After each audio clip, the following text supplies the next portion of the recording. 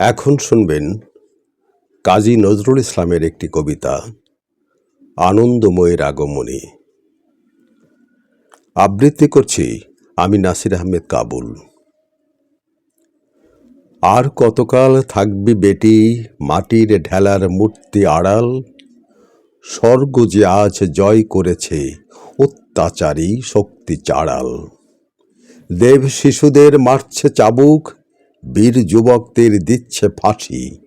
ভূ ভারত আজ কসাইখানা, আসবি কখন সর্বনাশী। মাদিগুলোর আদি দোষই অহিংসা বল নাকি নাকি, খাড়ার কেটে কর্মা বিনাশ নপুংসকের প্রেমের ফাঁকি।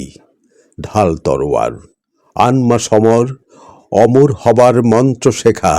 মাদিগুলোই কর্মা পুরুষ, রক্ত দেমা রক্ত দেখা।